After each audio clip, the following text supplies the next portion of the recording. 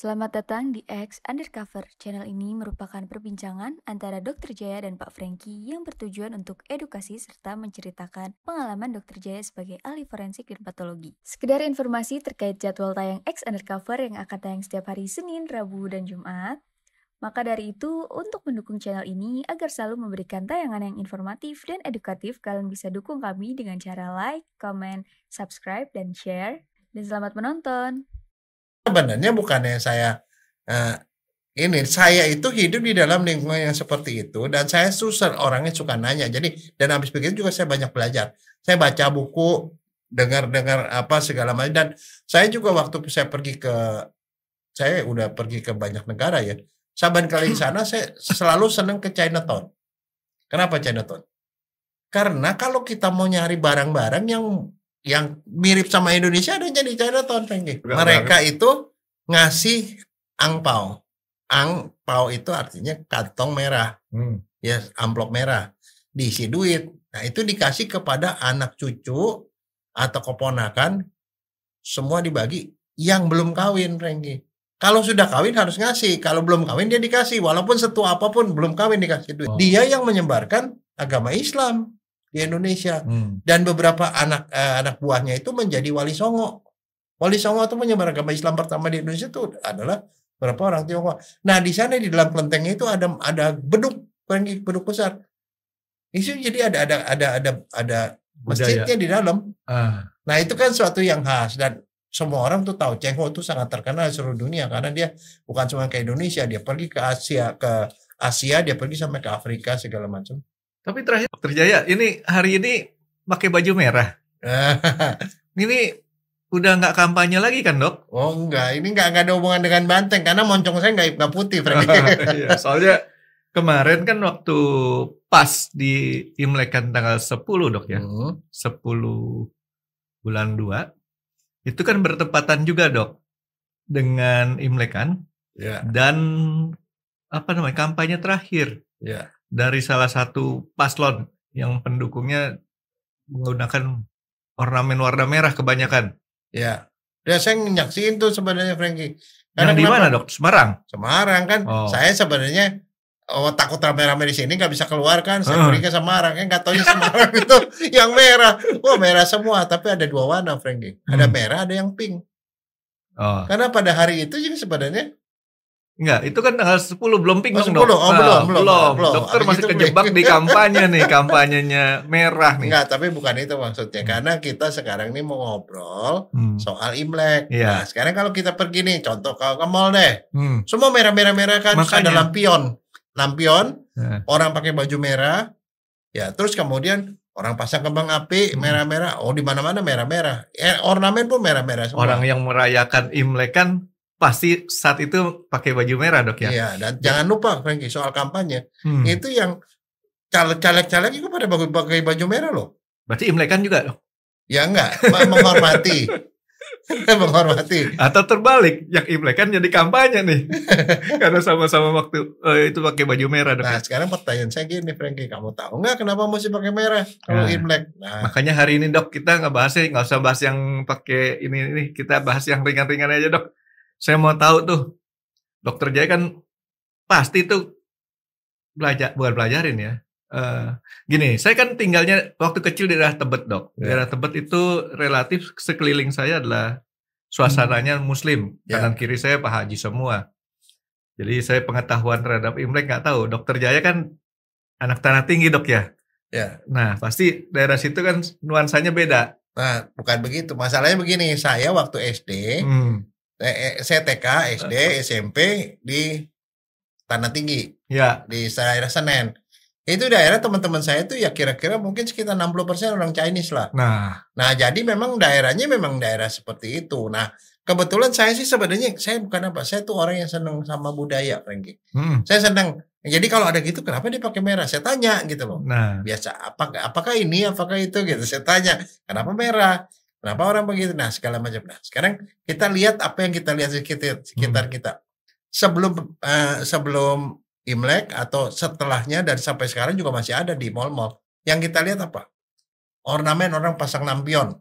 Merah semua ya. Iya. Oke. Bagus tuh, Dok. Terus udah gitu ada itu, ada pohon. Hmm. Pohonnya ada merah-merah. Kalau nggak merah, pohonnya warnanya emas. Iya. Nah, terus ada duit-duitan tuh. Duit-duitan yang banyak lah ditaruh di ornamen di sana. Iya. Udah gitu ada apa lagi? Barongsai.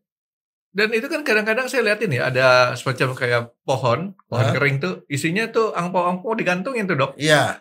Nah, terus udah gitu ada barongsai. Nah. Barongsai ada di mana-mana. Kadang-kadang malah ada naga, dragon itu. Jadi hari ini saya mau ngedenger Dokter Jaya cerita ini aja, Dok. Nah, saya sebenarnya bukannya saya saya itu hidup di dalam lingkungan yang seperti itu dan saya orangnya suka nanya. Jadi dan habis begitu juga saya banyak belajar. Saya baca buku, dengar apa segala macam, dan saya juga waktu saya udah pergi ke banyak negara ya. Saban kali di sana saya selalu senang ke Chinatown. Kenapa Chinatown? Karena kalau kita mau nyari barang-barang yang mirip sama Indonesia adanya di Chinatown, Franky. Hampir semua negara, Dok, ya, ada Chinatown-nya. Dan kalau kita mau nyari kangkung, nggak bisa nyari kangkung di Jepang kecuali di Chinatown, Franky. Mau nyari terasi ada di Chinatown, walaupun ada gitu loh. Jadi karena ke situ ya mau otomatis kita terpapar. Nah sekarang kita mau tahu. Jadi kalau Imlek ini soalnya ini tradisi itu adalah mitos.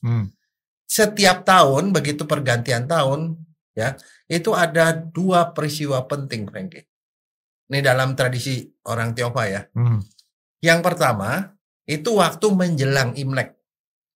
Menjelang sebelumnya. Orang itu harus bersih-bersih, Franky.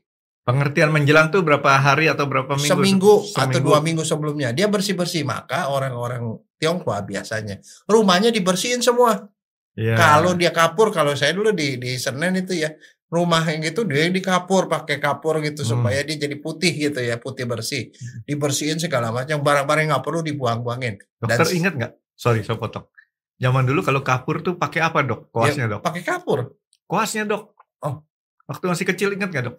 Belum pakai kuas, Dok. Pakai itu jerami. Nah, merang ditumbuk ya, Dok. Iya. Begitu. Nah, itu biasa seperti itu. Dan dibersihin, barang-barang nggak perlu dibuang. Dan satu, Franky, kebiasaan mereka adalah kalau menjelang itu kalau punya utang harus dilunasi, Franky. Nggak boleh punya utang menjelang tahun baru. Haram.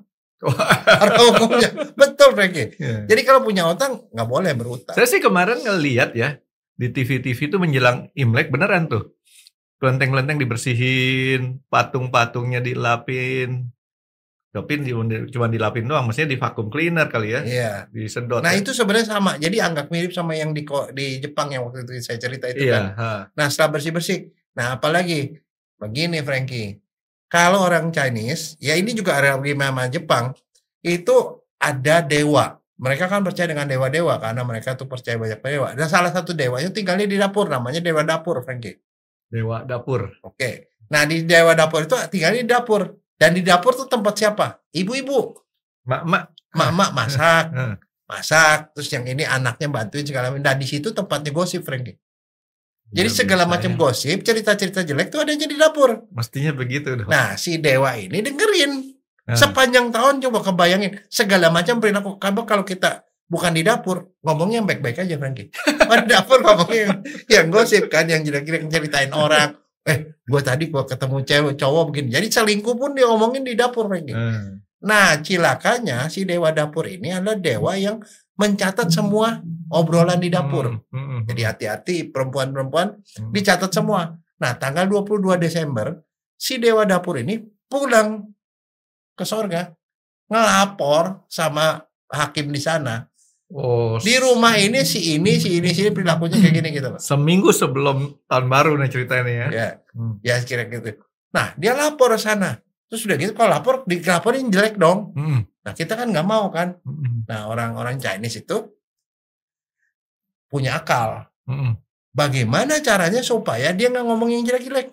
Ya. Dikasih sibuk. Kan semua orang termasuk manusia, dewa juga sama, seneng yang manis-manis. Dibikinlah kue keranjang. Tahu kue keranjang ya? Tahu. Kue yang warnanya coklat, isi kayak dodol gitu, bulat, malah sekarang tuh. Ditaruhnya di dapur. Nah, si dewa itu dikasih kue itu. Makanya kalau tahun baru ciri-cirinya ada kue keranjang. Dia makan gitu. Makan kan rasanya manis. Jadi kalau ditanya sama Tuhan di sana, Dia di rumah itu yang dia ngomongin apa aja. Dia sibuk makan karena itu kan ada alot kan. Dia makan dia cerita. Jadi nggak banyak cerita. Kalaupun cerita manis gitu, manis. Nah, jadi yang diceritain yang manis-manis gitu. Berarti sekarang Dok, bukan hanya si Dewa yang perlu dikasih makan kue keranjang Dok. Siapa? Supir. Karena sekarang orang yang bergosip bukan cuma di dapur Dok. Di mobil itu sering orang bergosip. Makanya itu supir tuh paling penting jaga kerahasiaan gosip-gosip itu Dok. Nah, cuman ini gak ada urusan sama Imlek ini. Nah, udah begitu ceritanya nih dalam mitologi itu, pas tahun baru itu datanglah satu monster, Frankie. Kita nggak tahu monsternya apa, tapi namanya Nien. Nien. Nah, Nien itu adalah monster yang biasanya bisa makanin orang di hari tahun baru. Dia datang setahun sekali. Nah, si Nien itu kalau dalam bahasa Mandarin itu artinya tahun. Ya. Tahun baru datang itu membawa bencana sebenarnya. Tapi si Nien ini paling takut sama kegaduhan. Kayak gajah Dok. Dia takut sama kegaduhan. Dia takut sama api dan takut sama warna merah. Oh gitu. Makanya begitu menjelang kedatangan mereka, orang pakai baju merah. Inilah sebabnya saya pakai baju merah. Biar disangka api ini Dok. Ya, sangka api. Udah gitu mereka pasang api apa? Kembang api, janhui. Janhui sekarang masih ada nggak Dok? Ada, masih ada yang jual. Janhui, kembang api, pokoknya segala macam. Itu api-api itu mereka takut. Oh, mereka nggak sebut janhui sekarang Dok. Sebutnya mercon kalau nggak salah. Mercon. Yang dibakar, ada lidinya. Nah ada, ya oke itu. Tapi kalau mercon meledak ada suaranya, Frankie. Yang ada suaranya juga mereka takut karena mereka takut kegaduhan. Makanya begitu Imlek banyak orang di berbagai tempat di dunia mereka pasang kembang api, pasang mercon yang bersuara-suara, dan satu lagi kalau kita nonton barongsai apa yang kita lihat? Gembreng. Iya itu. Itu membuat si Nien itu kabur, nggak jadi. Jadi kalau kita pakai baju seperti merah-merah begitu, itu adalah dalam rangka menolak bala. Menolak kejelekan yang dibawa oleh si Nien tadi. Berarti nanti saya mesti wantek dulu Dok. Nah sekarang begini, nggak banyak orang tahu. Imlek dimulai tahun baru Imlek ya. Tanggal 1. Kemudian itu berlangsungnya kalau tahun baru nasional kan cuma 1 hari kan, tanggal 1 Januari. Iya. Kalau Imlek di Jepang juga satu hari. Imlek 15 hari, Frank. Panjang. Nah, selama 15 hari mereka tetap masih pakai merah, sering pasang kembang api dan lain-lain. Ingat nggak kalau pergi ke mall, apa yang kita lihat? Lampion, merah semua. Iya. Itu lambang merah, kadang-kadang api mereka segala macam. Dan satu lagi, kita mau mengundang keberuntungan. Makanya banyak pohon-pohon tuh dibikin merah-merah kan, pohon merah satu. Yang kedua kadang-kadang pohonnya dikasih warna emas. Emas ya. Kadang-kadang duit-duitan zaman dulu itu ditaruh di bawah. Nah itu artinya apa? Supaya tahun depan kita makmur gitu. Nah makanya kenapa banyak barongsai keliling-keliling dengan gembreng-gembreng suara itu ada dalam rangka mengusir itu. Dan itu berlangsung sampai tanggal 15. Nah pas tanggal 15 itu 15 itu dalam bahasa Hokkien namanya Cap Go. Ya. Adalah yang namanya Cap Gomeh. Nah kalau Cap Gomeh itu adalah hari penutupan tahun baru Imlek. Jadi orang Indonesia dari dulu sudah tahu karena kita sudah banyak berkontak dengan orang Chinese kan. Cap Gomeh, oh rame-rame Cap Gomeh itu semua orang pergi kemana-mana, banyak keramaian di situ. Itu adalah hari terakhir. Jadi selama dari tanggal 1 sampai 15 itu tetap tahun baru. Jadi artinya di situ masih tetap ada perayaan. Jadi begitu selesai baru selesai. Tradisi itu dimulai dari sebelumnya Dok ya. Seminggu sebelumnya udah mulai bersih-bersih. Iya. Terus tahun baru orang makan-makan. Biasanya begini, nah di waktu tahun baru itu juga mereka punya adat istiadat. Kalau seorang menantu beli ikan bandeng harus dikasih ke mertua. Makin makmur dia ngasih ikan bandeng makin besar. Dan itu tradisi itu masih banyak dipakai di daerah Tangerang yang itu. Jadi kalau ada menantu nggak ngasih ikan bandeng, wah itu kurang berbakti sama mertua, itu harus dikasih. Makanya ikan bandeng harganya mahal menjelang Imlek. Bandengnya biasa dipindang. Itu satu. Yang kedua, jadi ngiler dulu Dok.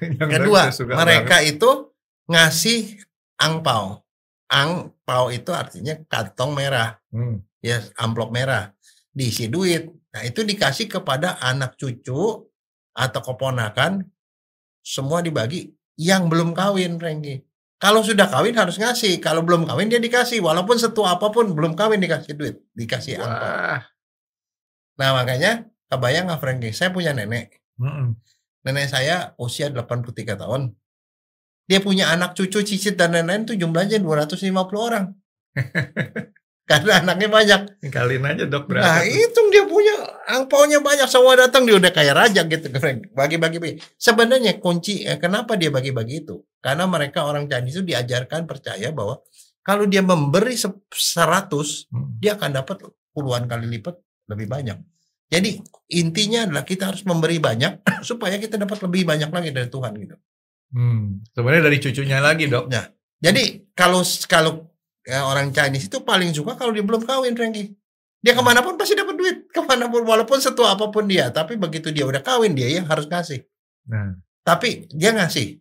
Kalau yang dikasih itu cuma orang tua.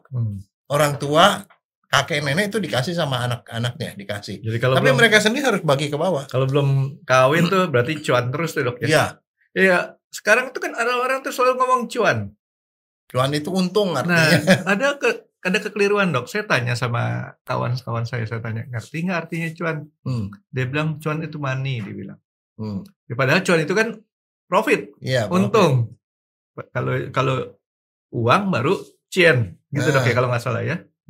Nah itu seperti itu. Nah terus sebenarnya ada beberapa hal yang biasanya masih dipegang pada beberapa orang yang tradisional, Frankie. Malam sebelum tahun baru besoknya Imlek. Malamnya itu pintu itu harus dibuka, Frankie. Pintu rumah dibuka, ya dijagain, kita ngobrol-ngobrol sampai menjelang malam.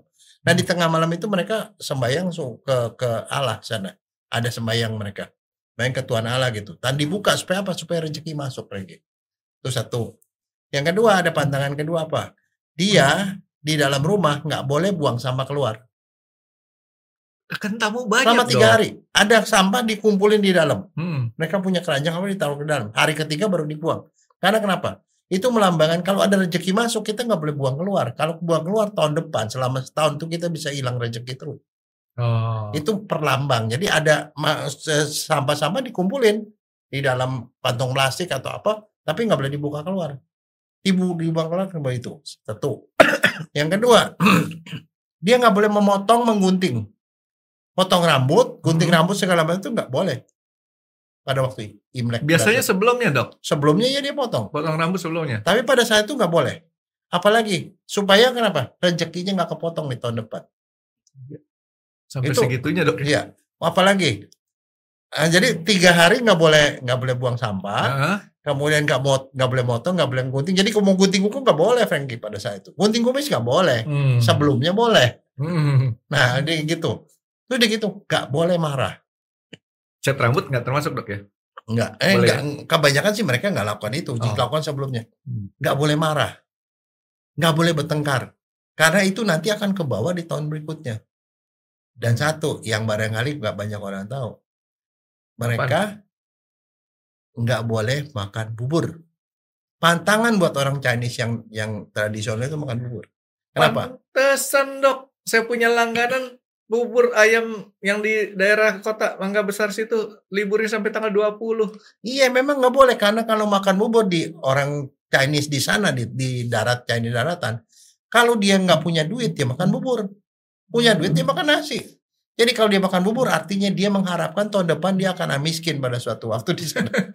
Jadi nggak boleh tuh, Frankie. Jadi kalau makan bubur tuh itu pertanda orang susah lah dok ya. Iya, terus nggak boleh nangis, Frankie. Makanya sih selalu kita ngomong ke anak-anak, jangan bertengkar, jangan berantem, jangan nangis, jangan apa gitu. Dan ngomongnya harus yang baik-baik selama. Orang boleh ke makam nggak dok? Kalau tahun baru? Nah biasanya sebelumnya ke makam. Oh sebelumnya ya, bukan sesudahnya ya.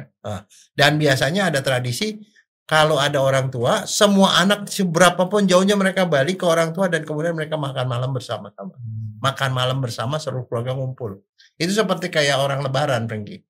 Lebaran kan semua balik mudik kan semua ngumpul seperti itu. Di China sana lebih gila lagi, kebayangkan kan 1,4 miliar manusia yang transportasi kemana-mana itu. Nonton di TV dong. Itu kalau orang kampanye mah udah nggak usah cari masa lagi dok, udah penuh satu stasiun begitu dok. Nah di sini aja kan kalau lebaran aja kita spend 280 juta Frankie. Iya, Lebaran sama. aja kan persiapannya DLRJR berapa banyak armada Kita ditambah. cuman 1/4-nya dari penduduk Cina ya di Iya. Indonesia ini dok. Wah itu luar biasa itu, maka pada waktu itu tuh kalau ada penyakit wabah habis ya Frankie.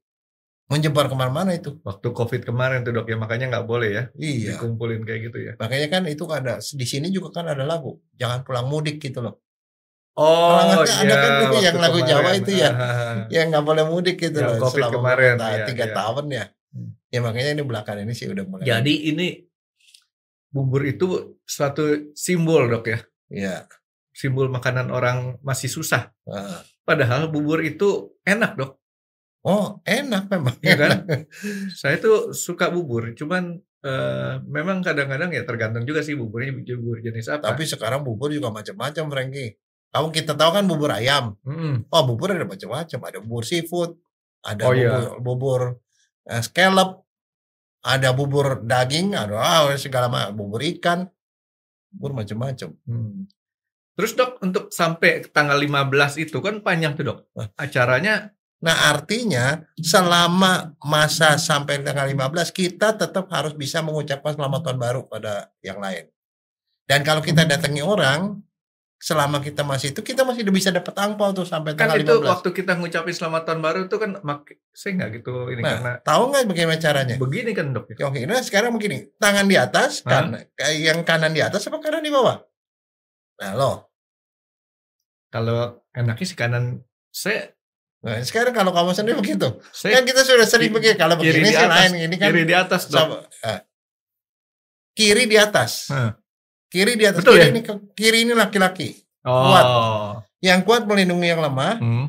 Ininya juga jempol yang kiri itu megang ini, begini. Padahal saya tadi itu begini dok, cara pegang stick golf dok. Jadi yang kiri di atas, jempol kiri di atas jempol kanan.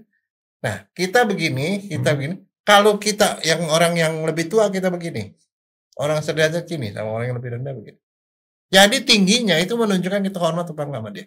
Jadi jangan salah ya sama orang tua, sama guru itu kita mesti begini. Kalau orang yang sederajat begini. Kalau sama musuh begini dok. Jadi itu ada perlambangnya begitu. Saya ulang. Di dada nih buat yang sepantaran nih dok. Iya, biasalah. Kalau kita menghormat artinya tutup muka sampai di muka. Kalau yang kita anggap masih junior, ya, biasanya kita jangan begini lah, pokoknya begini lah paling sedikit. Ya. Tadi kan di sini ya kita lebih relax lah dok ya, gitu. Saya baru tahu tuh dok, itu ternyata ini saya pikir tadi kan begini ngapain orang gitu kan ya, sambil ngomong kan tuh dok. Iya. Dan satu Frankie, kalau kita masih belum kawin, jangan lupa bawa pakai celana atau baju yang kantongnya tebal. Buat taruh angpau. Oh gitu, bawa sama aja kalau orang lebaran bawa kan? Tas aja tuh. Itu mesti ditaruh-taruh gitu loh. Jadi menang banyak gitu. Menang banyak, dan biasanya habis begitu kalau sore-sore udah malam ya kita hitung nih. Nah itu dia ngomongin apa aja dokter, masih apa nggak?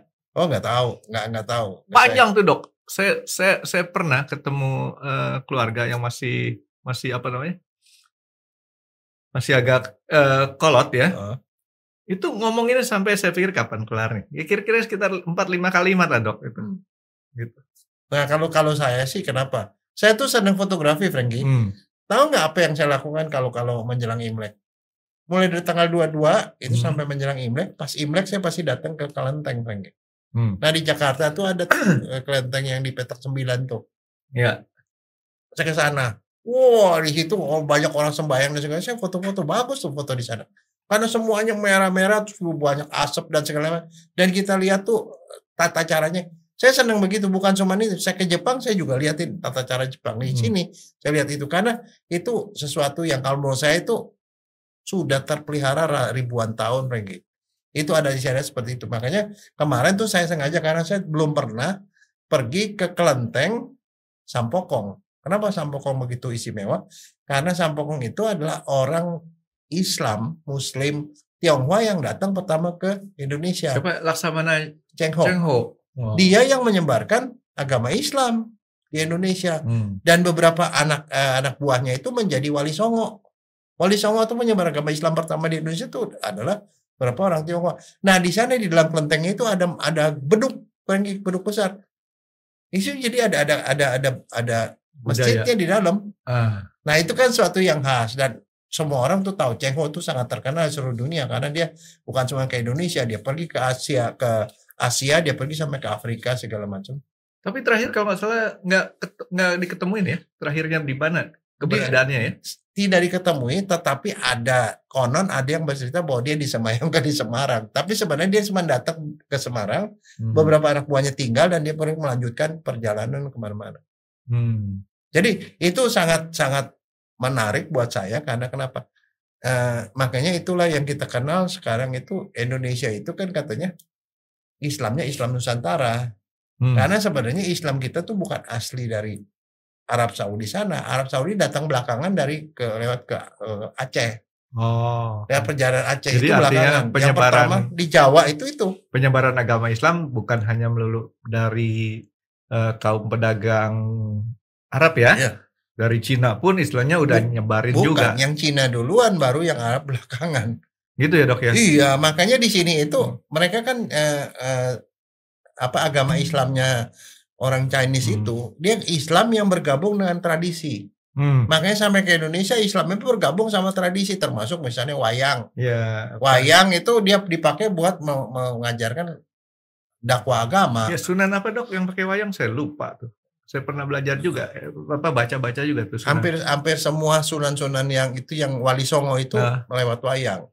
Karena wayang ada yang bapak anak juga kan jadi sunan ya, jadi Wali Songo ya.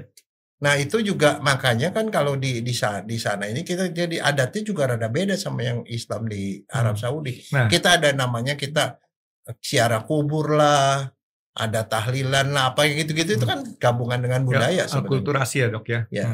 Tapi balik lagi ke sampai tanggal 15 tuh berarti kita yang sudah jadi orang tuh harus selalu sedia angpau terus tuh dok ya. Oh iya. Dan itu bukan pengeluaran Frank. Itu adalah harapan kita dengan kita memberi kita akan dapat lebih banyak di tahun berikutnya gitu. Padahal yang terjadi saat itu kita memberi dok ya. Iya. Terus tanggal 15 itu yang tadi dokter yang dokter tadi bilang cap gome. Iya, tanggal 15. Saya cuma tahu cap gome itu biasanya dipesan ada di menu tuh dok. Ya. Lontong cap gome. Iya. Nah cap gome itu apa yang terjadi dengan waktu cap gome itu dok? Ya mereka sembahyang terakhir di kelenteng, biasa di kelenteng tuh ramai segala macam. Sembahyang terakhir sembahyang mengakhiri masa tahun baru itu. Dan itu ada pesta-pesta lah, dibawa makan-makan dan segala macam. Tapi setelah gitu udah nggak boleh ngucapin selamat tahun baru setelah itu kayak gitu. Artinya udah kedaluarsa lah ya. Kalau kayak obat itu udah expired dong. Jadi kalau belum kasih angpau ya angpaunya simpan aja gitu. Selamat buat tahun depan. Nggak kadang-kadang kan gini. Kalau kata orang katanya kita ngasih angpau itu kepada orang yang mengucapkan selamat gitu. Jadi pada saat dia datang, contoh karyawan kita nih dok, karyawan kita datang. Dia bilang selamat tahun baru, selamat Imlek, itu kita kasih dok. Begitu juga kan dok ya, kira-kira? Ada yang begitu, tapi ada juga yang enggak. Ada juga yang enggak. Kalau saya sendiri sih menganggap itu seperti kalau orang agama Kristen itu persepuluhan. Kan di dalam harta kita tuh ada sebagian harta orang lain. Ya kan, cuman soal besarnya aja. Kalau Kristen itu 1/10 Frankie. Ya dong. Tapi kalau yang Islam kan 2,5% zakat. Ya. Nah itu kan jadi di dalam uang kita tuh sebenarnya ada milik orang. Kalau saya sendiri sih pribadi ya yang saya lihat ada orang yang memang seperti itu. Kalau dia mengucapkan selamat kita ngasih, artinya dia masih menghargai kita kan, kita kasih. Tapi ada juga yang nggak peduli lah pada saat itu semua pegawainya dikasihin aja semua. Ya kalau seperti itu ya memang itu udah amal tahunan begitu. Ada bahkan kadang-kadang kita ke supermarket, ada ke mall juga kita nggak ngapa-ngapain dapat dok. Nah itu dia yang kemudian dia ada pohon, di pohon ditaruh angpau gitu, beberapa angpaunya itu. Amplop merahnya itu ada duitnya, Frankie. Ini kita ambil, kalau beruntung dapat duit. Gitu. Nah kalau orang udah kawin nih dok, tapi dia kemudian cerai sendiri lagi, dapat lagi nggak dok? Waduh, saya kagak tahu tuh aturannya. Tapi sih sebenarnya sih kalau saya bilang, kalau misalnya memang dia banyak uang, kenapa dia nggak ngasih? Karena kita ngasih itu bukan yang kita keluar uang, kita kan dapat uang yang lebih banyak lagi gitu. Iya, Jadi iya. seperti itu. Dan biasanya kalau saya tahu saya sih, kalau waktu saya kecil dulu ya, kalau di sebelah situ ngasih uangnya lebih banyak, kita masih datengin ke situ, Franky. Itu masih sampai tanggal 15 kita datang masih dapat, Franky. Ada yang ini menarik buat saya di perayaan Imlek kan gini, Dok. Biasanya orang tua yang punya anaknya banyak, rajin keliling, Dok. Karena istilahnya hitung-hitungannya katanya masih balik modal, Dok. Oh iya, Ya memang kan? iya. Dia punya anak 5, sementara yang sana punya anak 3, kita datangin surat, dapat 5, keluar 3. Kan lumayan masih plus 2. Kebetulan ya kalau saya sih keluarga besar, Franky. Dan saya itu adalah orang yang merawat orang tua. Orang tua, mama saya, bapak saya tuh tinggal sama saya kan. Ya mama saya tinggal sama saya. Jadi pas tahun baru mereka malah datang ke sini ya. Jadi saya nggak usah kemana-mana, duit datang sendiri gitu loh. Oh, iya. Karena enak, habis itu ada mertua kan. Kayak gitu. Jadi kita pun nggak usah keliling kemana-mana gitu. Cuman kita kalau yang lebih tua ya kita samperin yang lebih tua. Iya,